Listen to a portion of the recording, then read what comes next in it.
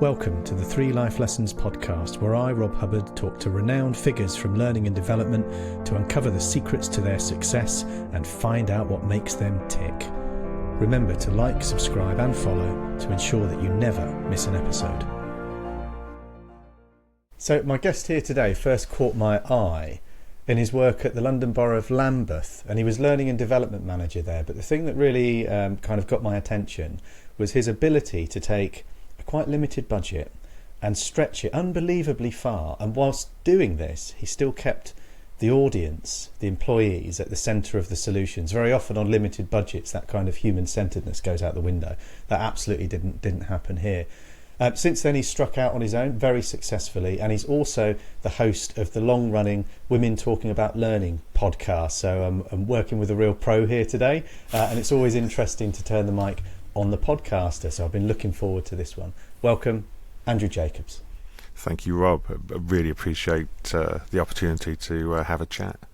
Yeah, brilliant. Well, we don't often, although we've known each other for many years, you don't often get to have these kind of conversations. So yeah, we don't. I mean, we bumped into each other at Learning Tech the other week, but again, we got sidelined talking to the vendor. So actually sitting and chatting is quite nice for a change. So I think you know my first question. So can you tell our audience, so what are you doing now, and tell us a bit about your journey to get there, please? So somebody described me as a learning strategist, which I think is quite a nice title. I didn't come up with that myself, but someone else said it. So I sit in that space between vendors and organisations, helping each of them understand what good learning really looks like, working on their strategies. So, you know, for vendors, how to get to market; for organisations, what good learning really looks like, helping them understand what good design is. And building, there's a phrase I use about building capability, which is capacity plus ability, and we spend a lot of time on the ability bit but not on the capacity part. So there's something around capability that I do in organisations. Delivery, big piece on evaluation, put a book out last year called Proving Impact, looking at evaluation. We're doing a lot of stuff in the evaluation space right now, but as an independent consultant, started doing this about coming up to 5 years ago. Before that I've worked in various organisations, local government, central government, retail, fire service, third sector, all over the place in learning development related roles. Yeah, very good. Women in Learning, so how long has that been going now? So Women Talking About Learning has been going for 5 years. Yeah. Women Talking About Learning has been going for 5 years as well. So I came up with an idea a few years ago where I thought, do you know what, why am I being asked to speak at conferences and events? And it's like, I've got a privilege, so I'm going to say I'm not going to speak at events unless there's an equal split of male and female speakers. And I thought, aren't I good by doing that? And I realised that it wasn't helpful at all, because all that happened is they go and ask other guys, or they come and ask me, and I'd say that and feel quite proud about myself, and they go, well, who do you recommend then? And realise I didn't have an instant list of people. So I thought I need to do something active. So the point of Women Talking About Learning is fundamentally to create a space to amplify women's voices. Women underrepresented in senior roles 2 to 1 in L&D, so we need to create space and role models for more women, and that's what the podcast does. And now someone comes to me and says, I need a speaker on whatever, rather than me, I can go, well, okay, well, here's a list of 200 people, which of these might be useful for you? Wow, fantastic. 200 now, that is 200 guests. We've had 200 guests, 105 episodes, something like that. It's just fun to do. It's the, as I say in every recording, it's the thing I love doing more in L&D than anything else I've ever done, because I just get to listen to smart women saying smart stuff, and it's awesome. Well, highly recommended to our listeners and watchers as well. So anyway, Andrew, let's move on. What's the first life lesson that you'd like to share? So the first one's be strong. 2 little words. But it's okay for us to have vulnerability, and I haven't got an issue with that. But for me, it's about being strong. I've had lots of stuff happen in my life, from being a kid through to issues and personal issues that happen through being adult. And the thing that gets me through is to be strong, and I recognise in myself what my strengths are. And so, to me, being strong is not being afraid to show weakness, but actually understanding what my strengths are and using my strengths. And that it can be a challenge for people. It's recognizing that you have a choice to be strong or not. And what we tend to do is know when you're not, recognize when you're not being strong, and understand that. So the first one is about strength, and we all have different strengths. And this is one of the problems we have. We compare ourselves to other people. We should be comparing ourselves to ourselves. So I know when I'm not putting the effort in. So I know when I'm finding things difficult. So being strong is my sort of like kick up the bum to myself. Yeah. And do you find mindset plays a big part in that? It's kind of, there's that great saying, isn't it? Whether you decide you can or decide you can't, you're right. Does that exactly? Yeah, exactly.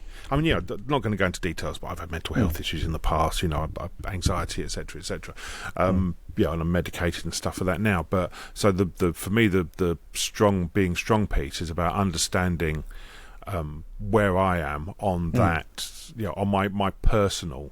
I'm sitting here, people listening, I'm waving my hands sort of like backwards and forwards on if you imagine there's a gradient or a list or a range. I move my hand up and down a range, and the choice to be at a certain point on that range comes down to me. There are circumstances that will have an impact on it, but ultimately it's like you say, I can choose, and what I choose is the way I take things forward. Super empowering lesson, that one. Very good. What's the second one that you'd like to share, Andrew? So the second one is about working to live, not living to work. And this one's been hanging around like a bad smell around me for a long time. I was, I drank the Kool-Aid, and I'm old. I'm 57 this year, and I don't look it. I know everyone's going to say, really? 57? Goodness. Yeah, nobody would believe that. Yeah, and in the late 80s, I was working in the banking industry and whatever, and it was all the, do what you can and make your money and, compete, and working hours and stuff like that. And then I realised that there was more to life than that. My eldest son, no issues at all. And then we went through a series of personal things. So, we lost family members. My wife broke her knee. We lost the baby. Hence my tattoo. For people who can't see it, I've got 5 tattoos on my arm. There's 4 birds filled in and 1 bird not filled in. That's the baby we lost. Then my youngest son was born 12 weeks premature. Then my wife got cancer. So you go through a series of things. This is where the be strong thing is really important now. Yeah. But I realised that actually work was one element of that. Life was the thing that mattered, but work was the thing that really, work enabled me to live. But actually, living was much more important. And when you have a series of things like that happen, you do sort of like pause a bit and just go, is work that important? Yeah. Is it really that important? And it just helps understand and put things on a relative understanding of where things are. And I think that's part of the problem. What we do is we work and work and work and assume that that's our value. And our value is so much more than the things we do to generate money. It's the other things we do. Women talking about learning, perfect example. We don't make any money from women talking about learning. It's not about making money. It costs us money. It costs us a few £100 every year to put it on, and we make nothing out of it. We've got a donation page that has had about £15 on it or something. We get hardly any income out of it, but it's not about the income. It's about the doing it in the first place. And so that, to me, it seems it's not a work thing, it's a life thing. And it feeds all the way through into even some of the jobs that I do. So, I decided that I was going to, after we went through all these issues, I stayed at home with my family, and I wouldn't take any job that meant any travel. And it wasn't until my sons had left school and university that I actually took a job that meant I was going to be away, away from home in the evenings, for example, because that time together was essential. So that's the like I say, it's the work to live, don't live to work. Does that make sense? I just realised it makes a huge amount of sense, and it a huge amount of sense. I mean, it absolutely resonates with me as well. I mean, Tess and I made a decision that for various reasons we wanted to be really as present in our boy. We've got two sons, 16 and 18 now. We wanted to be present and there for them as they were growing up. So we kind of prioritised. You know, we were lucky to have LAS. In fact, LAS was founded when our first child was pregnant. You know, just before that, quite a risky time to do it, but it gave us that flexibility. And I'm hugely privileged and lucky to have been there for my boys, and I will continue to be now. But now that they're older and they're becoming adults and they have their own lives, I'm perhaps needed a bit less. But I mean, what a wonderful thing to do. You don't get that time back. And it's so easy to get caught up in work, because if you're lucky, you do stuff that you find enjoyable and engaging and challenging, and that helps you build relationships with people and do all of this wonderful stuff. And it's so easy to get kind of sucked in. And because there is this sort of ladder of progression, you know, and you're chasing the making more money or the promotion or the new job or whatever. And it's easy to lose sight of that stuff, which you just don't get back. You don't get that time back. It's to do with labels. People put labels on you. You know, I mean, when I first started, and you mentioned the Lambert stuff. So I was the nil or neutral cost guy. I was the guy who did stuff for no money.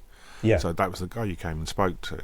Yeah, and then I became, sort of like the creative, innovative thinking guy, because we were doing different stuff around things. And people like labels. People want to label you. So if you do something that's slightly outside the norm, people want to put a label on you because you don't work to their norms. And I'm fine with that. I haven't got a problem with that at all, because I know deep in my heart that I've done the right thing. And other people look and go, well, what about this, what about that? Yeah, fair enough, but it doesn't matter. There was a brilliant conversation on LinkedIn the other week, a couple of months ago actually, where people were talking about, should you buy a new car or not? Now our car was 2007. Our car is, so it's 18 years old. Do I want a new car? Absolutely. Do I need a new car? No, I don't. Yeah. So the car we've got, it runs perfectly well. It's a Mazda. It will run for 200,000 miles, and we're not even, sort of like just over a quarter of that. So why do we need a new car, kind of thing? And it's like, well, live to work. Absolutely. I was in a vehicle. Do people have to work harder to create the car, kind of thing? Do you know what I mean? No, you do what you need in order to justify what you have. Yeah. I was in a vehicle recently that had done over 1 million miles. Fabulous. And it was still going strong. And the vast majority of those miles, it had done off-road. It was an old Land Rover 130 Defender from the 1980s. And it was used to do these off-road tours, which it did 7 days of the week. And I'd been doing that since the 1980s. Over 1 million miles, bits welded on and held on with wire, still going strong. So, appeals to me. Just cut in here. Our car is slightly better than that. There's nothing held on with wire, but there's odd things go wrong with it. I take it to our local guy, and he fixes it, and everything's dandy. So it's that reuse and repair kind of approach. We don't have to have new everything all the time. Absolutely, and I think we're heading back that way as well. Anyway, we're digressing. Let's get on to your third your third life lesson, please, Andrew. Okay, so we've been going quickly because actually I've got 4 life lessons. And 4. So and it's tied slightly into this one here. So the third one is, if you're unhappy, then do something different. Anything different. We get stuck in patterns of behaviour, and we do stuff that doesn't delight us. And I noticed this the other week. I was travelling uptown for something and realised how I hated sitting on the tube and commuting. Yeah. And it's like, why did we do that? Sitting there, have my ears absolutely hammered by the sound on the tube and all of those things. It was just awful. I was like, I don't need this. And that was one of the reasons why I decided to set up as independent, because I didn't want to go and just work for people on those kind of terms anymore. This internal expectation. So if you're not happy doing something, then do something different. Chances are you're going to get happier. You might get less happy, but realistically, chances are you're going to break out of that unhappiness. And again, this is entirely personal. It's entirely individual to people. I'm not going to tell you to do this or to do that. But do something different, and that different can be something for you. It could be, if you're, just fed up with, life, the universe, and everything, and the cup of coffee you have in the morning, have a cup of tea instead, and see what's different. And just try things out, and just work outside of your norms and your patterns, because we get stuck into different patterns of behaviour, where we end up just doing the thing we do because it's the easiest way out. But are we happy doing that thing? And that's why I added a fourth one, because you know what? You asked for 3 life lessons and I haven't got 3. Because it's not about it's the rule of 3. I mean, one of my favourite podcasts, rule of 3 podcast, talking about comedy. And it's we fit things into 3s. So that's why I push back against it. But if you're unhappy, then do something different, and anything different, because the chances are you'll break that unhappiness.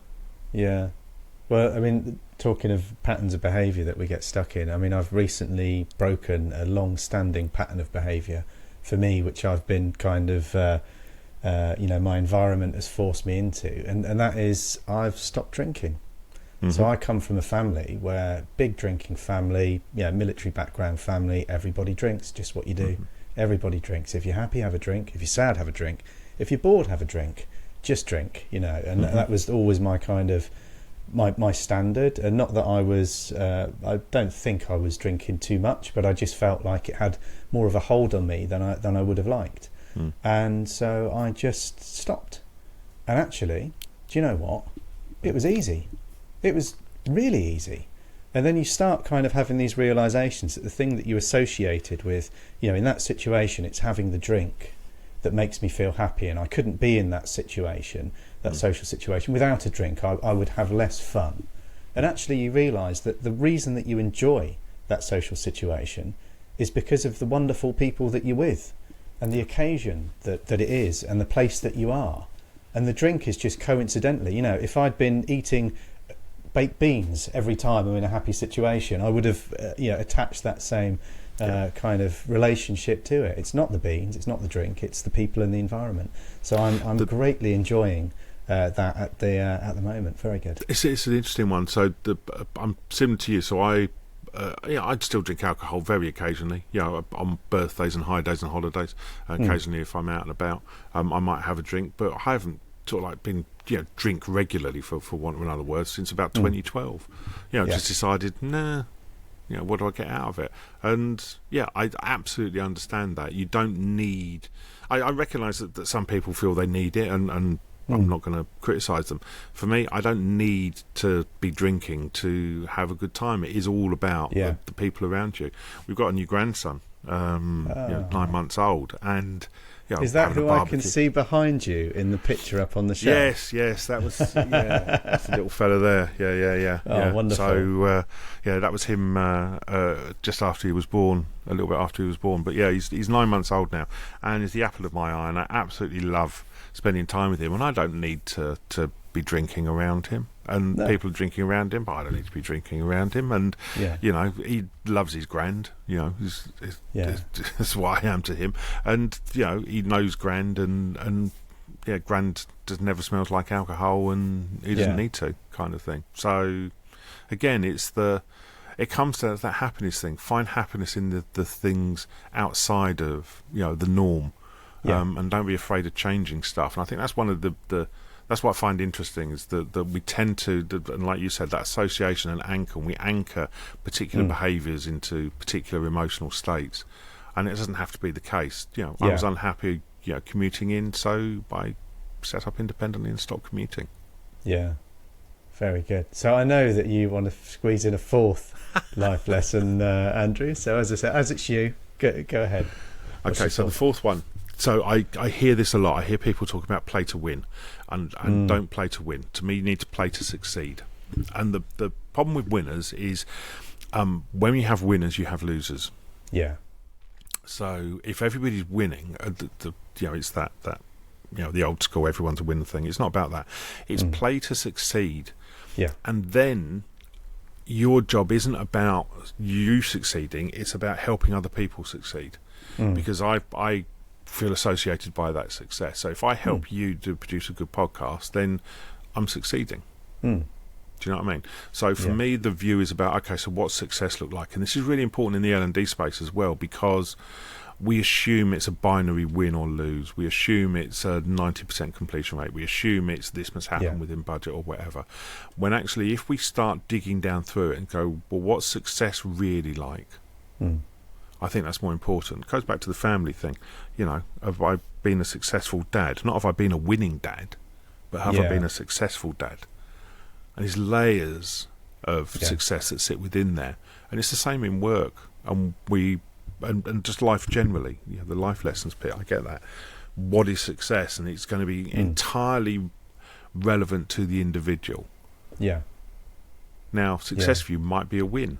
But if your success comes at the detriment of someone else losing, well, then that's an issue. Yeah. I do feel that kind of attitude of like elbows out, me first, winner takes all. You know, if that's the way you think, honestly, sorry, but you're part of the problem with the world. You know, that's why we've ended up with the majority of the problems that we have is those kind of mindsets. And actually being successful for yourself on your terms, thinking about what that means and helping others to be successful too. Yeah, imagine that society-wide, you know, worldwide, everybody levelling each other up. I mean, it's going to lead to a better world for everybody. But unfortunately, the people that clamber their way to the top are the elbows out me first type people, aren't they? The ones that are generally the least good at sharing. That's how they've ended up where they are. And it's I often think, you know, it'd be a really interesting experiment where you've got kind of front bench and back bench MPs. Yeah, let's just swap them round. You know, I love the MPs who just sit at the back and they just get on with their stuff. They look after their constituency. They can be from whichever party, and they're just trying to do their best for the people that they represent. And they're not trying to do the grandstanding. They're not trying to get into the press. You know, they're not even particularly trying to further their careers. They're just trying to do the best for the people that have elected them. And I think, you know, that is a good example of, well, perhaps a good example of where for them they're perhaps prioritising success of all, and maybe some other politicians are prioritising the win.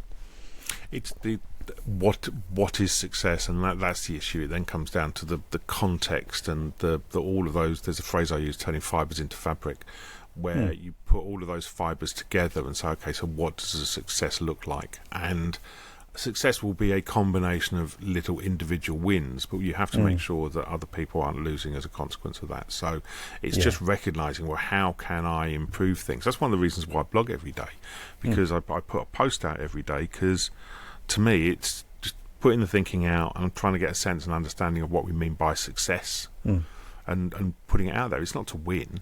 You know, I tell you numbers of people who read it and stuff. You know, it's not a win.